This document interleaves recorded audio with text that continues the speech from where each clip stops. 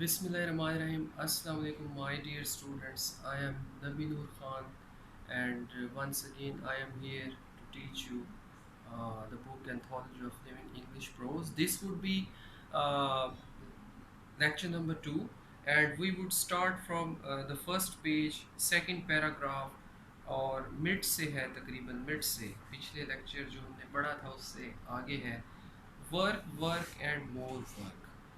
So this is the famous motto of Quaid Azam. तो कायद आज़म ने जो है हम पाकिस्तानियों को जो है नसीहत की है कि काम काम और ज़्यादा काम. तो ये मतलब बच्चे बच्चे की ज़बान पे है, ये वाला उनका जो मोटो है, work work and more work. तो काम काम और ज़्यादा काम. He drained away all the last he drained away the last reserve of his energy. तो he drained away means he pulled away, उन्होंने जो है निकाल बाहर किए, the last reserves of his energy, उनकी जो बची कुची ताकत थी, उनके आखिरी जो ज़ख़ीरे थे. लाइक अ स्पेंड थ्रिफ्ट चाइल्ड, एक फजूल खर्च बच्चे की माने, ऑफ नेचर, फितरत. तो उन्होंने अपने फ़र्ज़ को निभाने के लिए अपनी जो क़ुव्वत थी, जो बची कुची ताकत थी, उसके आखिरी जो ज़ख़ीरा था उसको भी निकाला बाहर, जो बिल्कुल ऐसे ही जैसे फितरत का एक फ़जूल खर्च बच्चा करता है. And he plant himself deeper and deeper, और उन्होंने अपने आप को जो है वो गोता जन हो गए. प्लांट हिमसेल्फ, उन्होंने अपने आप को गोता जन कर दिया, डीपर एंड डीपर, और ज़्यादा गहराई में, इनटू द स्टॉर्मी ओशन, जो एक तूफ़ानी समंदर था, ऑफ पॉलिटिकल स्ट्रगल, उनकी सियासी जिद्दोजहद का, to the utter neglect of his health, मतलब अपनी जो सेहत है उसको मुकम्मल तौर पे नज़रअंदाज करते हुए. अटर निगलेक्ट मीन्स कंप्लीट निगेशन, मुकम्मल तौर पे नफ़ी करते हुए. Then there is next page, page number 4, new paragraph है. Since the Pakistan resolution of 23rd March 1940 at Lahore, he whipped his failing health. तो पाकिस्तान रेजोल्यूशन जो 23 मार्च 1940 को लाहौर में हुई, उस वक्त से लेकर ही विप्ड हिज फेलिंग हेल्थ, उन्होंने अपनी गिरती हुई सेहत को चाबक मारी, उसको बढ़ोतरी दी. विप का मतलब ऐसे बीट करना होता है. तो यहाँ पे होगा कि उन्होंने उसको ज़बरदस्ती जो है अपनी जो बुरी सेहत थी, जो वो बीमार थे, तो उसको उन्होंने जो है ज़बरदस्ती आगे बढ़ाया, to make it keep pace, ताकि वो उनकी जो सेहत है वो दौड़ सके, with his ever increasing work, उनके हमेशा से बढ़ते हुए काम के साथ. With scattered and disorganised following, तो एक बिखरी हुई, विद स्कैटर्ड एक बिखरी हुई और एक गैर मुनज़्ज़म याफ्ता जो उनके पैरोकार थे, एज इज़ ओनली स्ट्रेंथ, सिर्फ वही उनकी अकेली ताकत थी. ही डिसाइडेड फ्रॉम दैट ईयर, तो उन्होंने कायद आज़म ने उस साल मतलब कि 23 मार्च 1940 से जो है वो फ़ैसला किया, to translate the demand for Pakistan, कि वो पाकिस्तान का जो मुतालबा है उसको बदल देंगे. To translate means to transform, to change into a heroic chapter, एक जो है बहुत ही शानदार सबक में ऑफ ह्यूमन हिस्ट्री, इंसानी तारीख के. इंसेसेंट ट्रैवल, तो कसरत से वो सफ़र करते थे.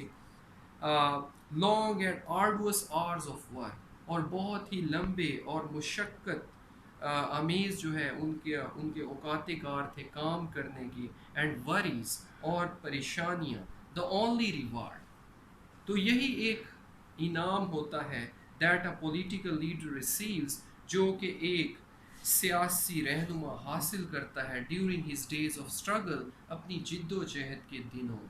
मतलब कि कोई भी जो सियासी लीडर होता है, जैसे कायद आज़म थे, तो उनको इस सारी मेहनत के सिले में क्या मिलता था, इंसेसेंट ट्रैवलिंग, बहुत ज़्यादा सफ़र, long and arduous hour of work, और बहुत ज़्यादा लंबे और मुशक्क़त आमेज़ काम करने के औकात कार और परेशानियाँ.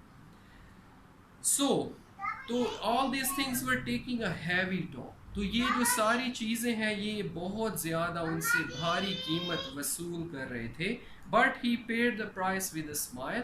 لیکن انہوں نے اس کی قیمت ادا کی ایک مسکراہٹ کے ساتھ, ایک کھلے دل کے ساتھ. His 5 feet 10 and a half inches body. تو ان کا پانچ فٹ اور 10.5 انچ کا جو جسم تھا, that normally weighed around 112 lbs, جس کا عام طور پہ وزن 112 پاؤنڈ ہوتا تھا, was rapidly losing weight. لیکن ان کا جسم تیزی سے وزن کو کھو رہا تھا, ounce by ounce, ounce کر کے. But he showed supreme indifference.